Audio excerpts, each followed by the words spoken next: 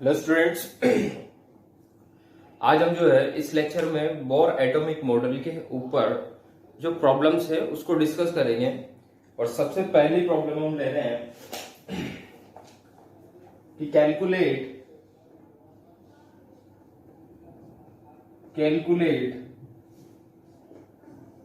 The radius of first, second, third Bohr's orbit of H plus atom. Hydrogen atom के लिए आपको first, second, third orbit की radius calculate करनी। ठीक, तो radius of Bohr atomic model, Bohr's model are calculate करते हैं किससे? 0.529 n square upon Z angstroms. ठीक, और यहां लगा दूं मैं क्या? आर है। फर्स्ट ऑर्बिट के लिए बात हो रही है 4, फर्स्ट ऑर्बिट। ठीक, तो फर्स्ट ऑर्बिट के लिए एन मेरा कितना होगा? 1। ठीक, हाइड्रोजन एटम की बात हो रही है इसलिए z इक्वल टू कितना है मेरा? 1। तो R1 इक्वल टू 0.529 इंटू 1 का स्क्वायर अपॉन 1, कितना आ गई मेरे पास? 0.529 एंगस्ट्रम। दूसरी ऑर्बिट के लिए देखते हैं। फॉर सेकेंड ऑर्बिट यानी कि n इक्वल टू 2, तो R2 इक्वल टू 0.529, n की वैल्यू रखूंगा 2 का स्क्वायर और Z1। सोल्व करो इसको तो तीसरी ऑर्बिट के लिए अगर हम देखें तो थर्ड ऑर्बिट के लिए n इक्वल टू हो जाएगा मेरे पास 3, तो R3 में लिख सकता हूं R3 इक्वल टू 0.529 और 3 का स्क्वायर अपॉन 1। ठीक, और इसको सोल्व करोगे तो ये आएगा आपके पास 2.116 एंगस्ट्रॉम और R3 की वैल्यू आएगी आपके पास 4.761 एंगस्ट्रॉम। ठीक, यानी कि यहां से हम एक ट्रिक लिख सकते हैं और वो ट्रिक ये है कि Rn equal to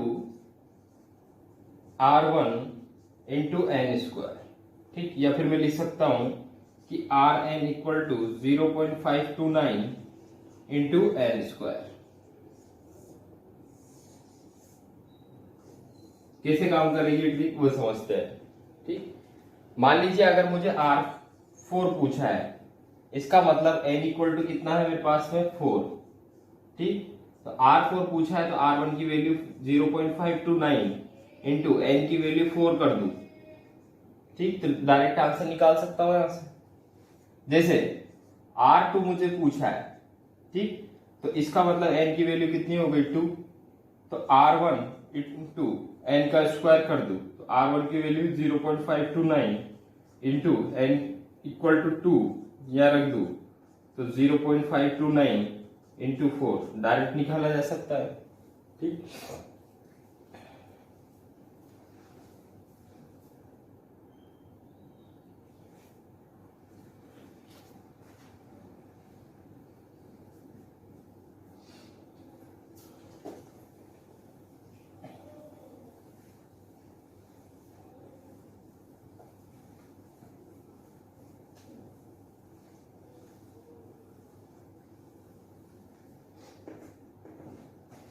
second question हम ये ले रहे हैं कि radius of first orbit of helium plus is x centimetre. Calculate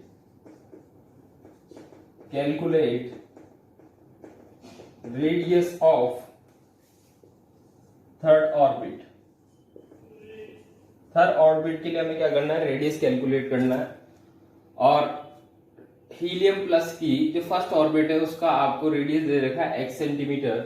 आपको हीलियम प्लस के लिए थर्ड ऑर्बिट की रेडियस को कैलकुलेट करना है। ठीक, तो r He प्लस, ठीक, ये आपको दे रखा है किसके लिए, फर्स्ट ऑर्बिट के लिए h सेंटीमीटर। ठीक, हमें क्या करना है, इसमें r3 निकालना है। तो Rn इक्वल टू मैं क्या लिखूंगा कि R1 इंटू एन का स्क्वायर। n कितना है मेरे पास में, n इक्वल टू है मेरे पास में 3, R3 निकालना है। तो यहां से R3 इक्वल टू R1 3 का स्क्वायर कर दूंगा। तो R3 इक्वल टू R1 की वैल्यू 0.529 इंटू 3 का स्क्वायर। तो R3 इक्वल टू 0.529 इंटू 9। इसको सोल्व करोगे तो थर्ड ऑर्बिट की रेडियस हमारे पास में आएगी अच्छा R1 यहाँ पे x सेंटीमीटर माना हमने, ठीक है। हीलियम के लिए R1 यानी रेडियस कितनी दे रखी है आपको, x सेंटीमीटर, यानी हीलियम एटम की फर्स्ट ऑर्बिट की रेडियस आपको x सेंटीमीटर दे रखी है। तो R1 की जगह मैं x रखूंगा यहाँ पर, ठीक, तो कितना आ गया 9x square.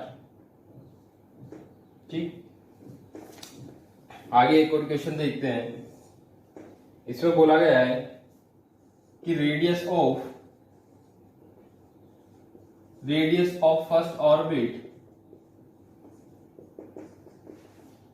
of hydrogen atom is capital R centimeter. Calculate radius of fourth orbit for B plus 3। ठीक, हाइड्रोजन एटम की फर्स्ट ऑर्बिट की रेडियस आपको 8 सेंटीमीटर यहाँ गिवन है। आपको बेरिलियम प्लस 3 की फोर्थ ऑर्बिट की रेडियस आपको क्या करनी है, कैलकुलेट करनी है। तो देखिए R इक्वल टू होता है मेरे पास में क्या 0.529 into N square upon Z. ठीक, यानी कि यहां से R इज डायरेक्टली प्रोपोर्शनल लिख सकता हूं एन स्क्वायर अपॉन जेड के। ठीक है, अब अगर R is directly proportional to N square upon Z है तो R मुझे क्या करना है, रेशियो निकालना है। Calculate the radius of fourth orbit. ठीक, तो R4 अपॉन में R1 कर दूं, तो R4 अपॉन R1 कर दूं तो R4 के लिए मेरे पास वैल्यू क्या होगी भाई, यहां से N4 का स्क्वायर अपॉन Z4 और R1 के लिए करूं तो N1 का स्क्वायर अपॉन Z1। ठीक, तो वैल्यू यहां रखूं, R4 की वैल्यू रखूं तो हो जाएगी N4 का स्क्वायर अपॉन Z4 और R1 की वैल्यू रखूं तो हो जाएगी Z1 अपॉन N1 का स्क्वायर। ठीक, वैल्यू रखूं तो R4 और ये कितना दिया हुआ है आपको R1 फॉर हाइड्रोजन एटम, ये दिया हुआ है आपको 8 सेंटीमीटर। तो R1 कितना रखूंगा मैं यहाँ पर 8 centimetre equal to N4 square, तो यानी कि 4 का square upon Z4।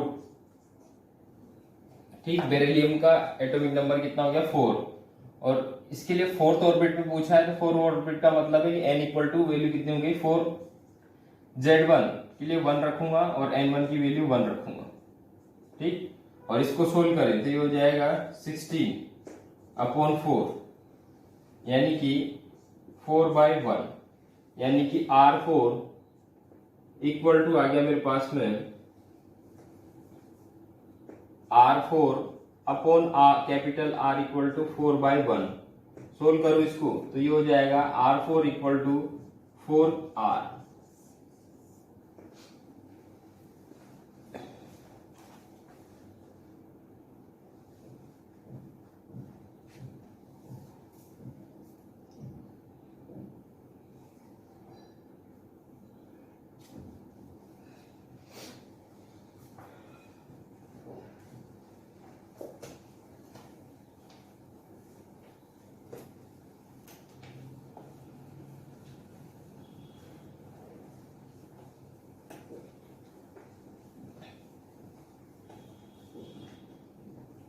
Next question इसमें बोला गया है कि calculate the radius ratio of third and fifth orbit of He+। ठीक, पहली चीज तो सबसे पहले कि He+ के लिए बात हो रही है, तो इसका मतलब एटॉमिक नंबर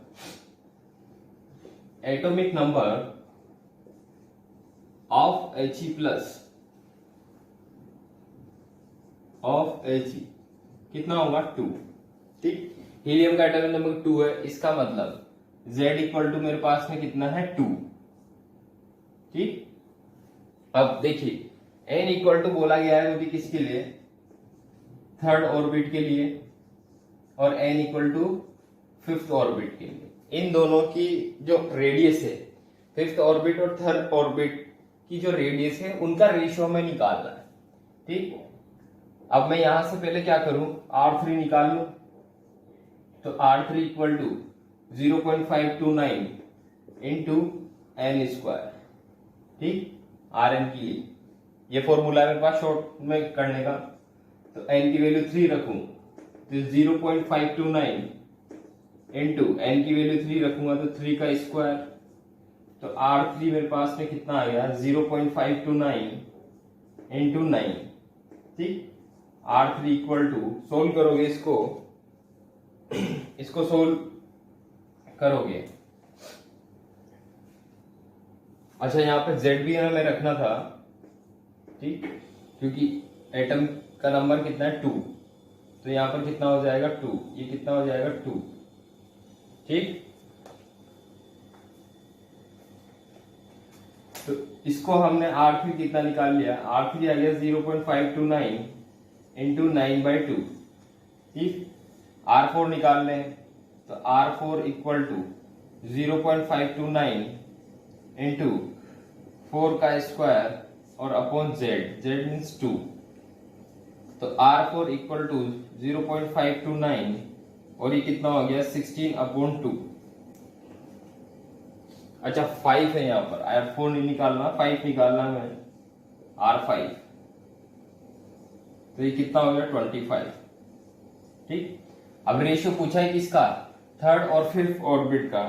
ठीक, तो यानी R3 और R5 इसका रेशियो पूछा है, तो R3 की वैल्यू रखूं तो 0.529 इंटू 9/2, R5 की वैल्यू रखूंगा तो ये हो जाएगा 2/25 इंटू 0.1/0.529। ठीक, ये इससे कैंसिल आउट हो गया, 2 से 2 कैंसिल आउट हो गया, तो R3 और R5 का रेशियो कितना आ गया मेरे पास में 9/25। ठीक,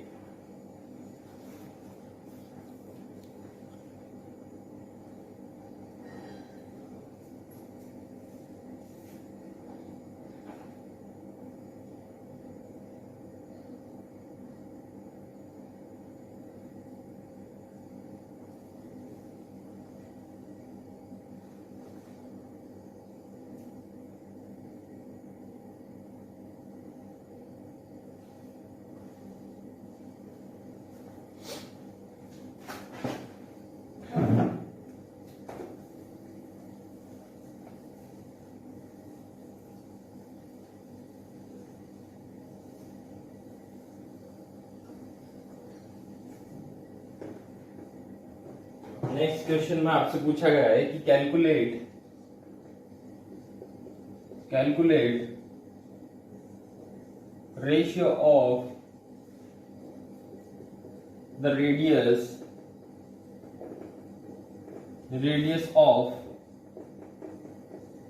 फिफ्थ ऑर्बिट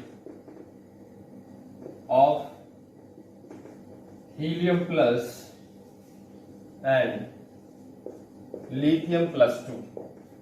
ठीक, हमें क्या करना है कि हीलियम प्लस और लिथियम +2 की फिफ्थ ऑर्बिट के लिए यहाँ पर हमें रेडियस का रेशियो कैलकुलेट करना है। ठीक, तो इधर अगर हम सबसे पहले बात करें फॉर हीलियम की, फॉर He+ की, तो Z इक्वल टू मेरे पास में कितना हो गया इसका 2, ठीक। और N इक्वल टू कितने, 5th ऑर्बिट के लिए बात की जा रही है। तो यहां से अगर मैं Rn इक्वल टू, ठीक, Rn equal to 0.529 into N square और Z स्क्वायर लगा दू, सॉरी Z लगा दू, तो R5 equal to 0.529 into N की वैल्यू कितनी रखूं 5 का स्क्वायर, Z की वैल्यू रखूंगा 2, तो R5 मेरे पास में इसके लिए कितना आ जाएगा 0.529 इंटू 25/2, ठीक। लिथियम के लिए देखें तो फॉर Li+2 इसका एटॉमिक नंबर कितना हो गया 3, ठीक। N की वैल्यू कितनी होगी 5, तो Rn equal to 0.529 into N square upon Z यहां लगा दूं, तो R5 की वैल्यू कितने आने वाली है Li+2 के लिए, N की वैल्यू रखूंगा कितनी 5 और नीचे आएगा 3, तो R5 इक्वल टू 0.529 इंटू 25/3, ठीक। मुझसे रेशियो पूछा गया है, देयरफॉर R5 किसके लिए, He+ के लिए, और R5 फॉर Li+2 के लिए। तो He+ के लिए R5 की वैल्यू है मेरे पास कितनी 0.529 इंटू 25/9, ठीक। R5 की वैल्यू Li+2 के लिए कितनी रखूंगा 3/25 इंटू 1/0.529, 0.529 से 0.529 कैंसिल, 25 से 25 कैंसिल, ठीक। बचा कितना मेरे पास में 3/9, ठीक। इसका मतलब आंसर कितना आया मेरे पास में 1/3, ठीक।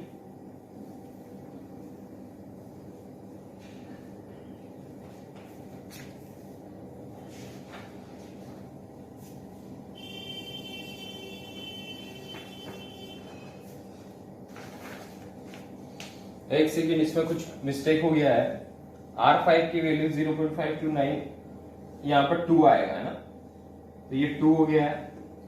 इसकी वैल्यू रखूंगा तो 0.5293, तो यहाँ पे आंसर आना चाहिए आपके पास में 3/2, तो correct answer is 3/2।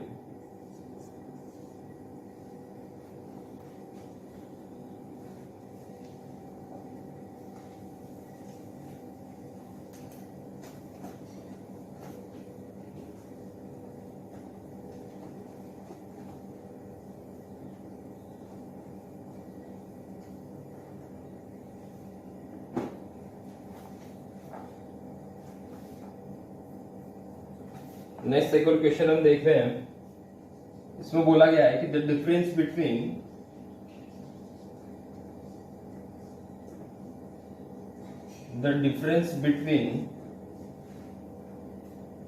nth orbit and n+1 Bohr's radius of hydrogen atom is equal to its n-1 Bohr's radius. Calculate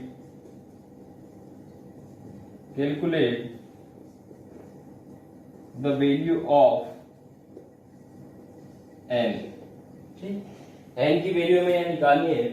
पहले हम क्वेश्चन को समझते हैं। क्वेश्चन में क्या बोला गया है कि nth और n+1 और Bohr radius of hydrogen atom is equal to its n-1 Bohr radius. Calculate the value of n, यानी कि r n, यहाँ पर Rn+1 माइनस Rn, ठीक, इसका डिफरेंस जो है वो दिया हुआ है किसके बराबर, आर एन माइनस वन के बराबर। ये चीज इसमें बोला गया है कि डिफरेंस बिटवीन एन और एन प्लस वन ऑर्बिट की रेडियस के बीच में जो डिफरेंस है किसके बराबर है, एन माइनस वन के बराबर। यानी कि यहां से मैं क्या लिख सकता हूं, एन प्लस वन और एन ऑर्बिट का डिफरेंस जो है वो किसके बराबर है, एन माइनस वन ऑर्बिट के बराबर। ठीक, दोनों का स्क्वायर कर दू, स्क्वायरिंग ऑन बोथ साइड, दोनों साइड का अगर स्क्वायर कर दूं तो इधर हो जाएगा कितना, एन प्लस वन का स्क्वायर माइनस एन का square equal to N minus one का स्क्वायर। और स्क्वायर खोलूं तो ये हो जाएगा एन स्क्वायर प्लस वन का square plus two N minus N square, इधर आ जाएगा एन स्क्वायर प्लस वन का स्क्वायर माइनस टू एन के बराबर। ठीक, आगे अगर इसको सोल्व करें तो ये हो जाएगा कितना, एन स्क्वायर से एन स्क्वायर कैंसिल हो गया यहाँ पर, तो इधर बचेगा टू एन प्लस वन का स्क्वायर। ठीक, इधर आ जाए, इधर एन स्क्वायर प्लस वन का स्क्वायर माइनस टू एन उधर भेजा तो ये हो गया फोर एन इक्वल टू, ये वन इधर आके कैंसिल, इधर कितना बचेगा, ओनली एन स्क्वायर। ठीक, यहां से अगर मुझे एन की वैल्यू निकालनी है तो ये कितना हो जाएगा, फोर इक्वल टू एन, यानी एक एन से एक कैंसिल तो एन इक्वल टू कितना आ गया मेरे पास में, फोर। और एन की वैल्यू मुझे यहाँ क्या करनी थी, कैलकुलेट करनी थी।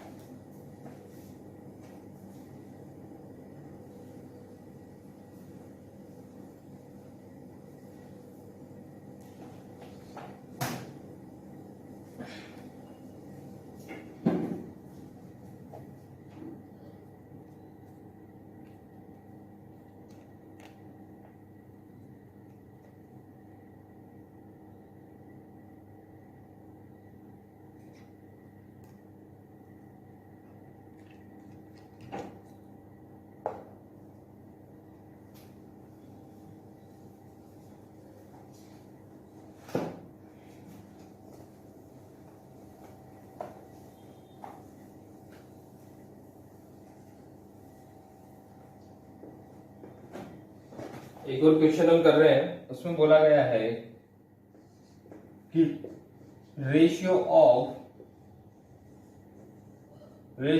Area of second to third orbit for hydrogen atom. ठीक, अब देखिए हाइड्रोजन एटम की लिए बात हो रही है, तो फॉर हाइड्रोजन एटम के लिए अगर बात हो रही है तो z इक्वल टू तो मेरा कितना होगा, ऑलवेज वन ही रहने वाला है। ठीक, आपसे ratio of area of second orbit and third orbit का एरिया का रेशियो पूछा है, तो एरिया निकालने का फॉर्मूला होता है क्या, area is equal to 2 pi R square. ठीक, सॉरी पाई आर स्क्वायर लिखेंगे, एरिया इसका हम, ठीक, पाई आर स्क्वायर एरिया होता है। ठीक है, तो अब बात हो रही थर्ड ऑर्बिट और सेकंड ऑर्बिट के एरिया के लिए।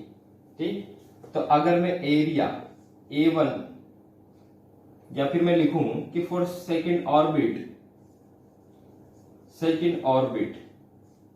एरिया A2 कितना लिखूंगा, पाई आर टू स्क्वायर। ठीक, आर की वैल्यू कितनी रखूंगा, A2 equal to pi into 0.529 into N square upon Z का स्क्वायर। ठीक, R2 के लिए रख रहा हूं, इसलिए यहाँ एन कितना हो जाएगा मेरे पास में 2 का स्क्वायर, जेड कितना हो जाएगा 1। ठीक, सिमिलरली फॉर थर्ड ऑर्बिट के लिए अगर मैं बात करूं, फॉर थर्ड ऑर्बिट, तो थर्ड ऑर्बिट के लिए A3 इक्वल टू कितना लिखूंगा, पाई R3 स्क्वायर, तो A3 equal to pi into R की वैल्यू 0.529 इंटू 3 का स्क्वायर और Z की वैल्यू 1 का स्क्वायर। ठीक, आगे दोनों को सोल्व करें तो A2 इक्वल टू मेरे पास में आएगा पाई इंटू 0.529 का स्क्वायर इंटू 4/1। इधर आइए आप, तो A3 इक्वल टू कितना हो जाएगा पाई इंटू 0.529 का स्क्वायर इंटू 9/1। मुझसे रेशो पूछा गया है A2 और A1 का, तो A2 अपॉन A1 करूं, ठीक, तो ऊपर आएगा मेरे पास में क्या पाई इंटू 0.529 A2 अपॉन A3 का स्क्वायर इंटू 4/1। A2 की वैल्यू A2 की वैल्यू रख दी मैंने, A3 की वैल्यू रखो यहां पर, तो कितना हो जाएगा, ये हो जाएगा 1/9 इंटू 1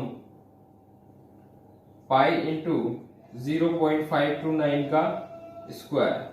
तो ये पूरी टर्म तो इससे कैंसिल आउट हो गई। इधर बचा क्या मेरे पास में रेशियो 4/9।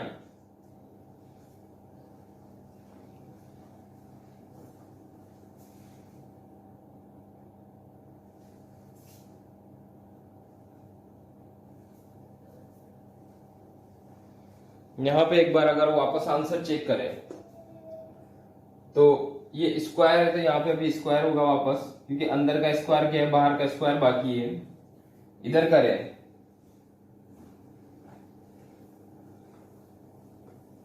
ठीक, तो यहाँ पे A3 में क्या करेक्शन करेंगे कि A3 equal to pi into 0.529, ठीक, और ये हो जाएगा स्क्वायर, 3 का स्क्वायर किया तो 9 का स्क्वायर अपॉन 1, क्योंकि अंदर का स्क्वायर क्या है, बाहर भी स्क्वायर बाकी है, ठीक, तो बाहर का स्क्वायर मैंने ऐसा कैसा लिख दिया, ठीक है। अब देखो R1 अगर R3 को मैं बराबर करूं कि A2 इक्वल टू A3 करूं, तो पाई और 0.529 का स्क्वायर ये तो कैंसिल आउट हो जाएंगे। A2 में मेरे पास में क्या बचेगा 16/1, इधर क्या बचेगा 81/1, ठीक। तो रेशियो अगर मैं लिखूं A2/A3 का, तो कितना लिखूंगा मैं 16/81, क्योंकि 81 वैल्यू किसकी है A3 की, और A2 की वैल्यू कितनी है 16। तो द करेक्ट रेशियो इज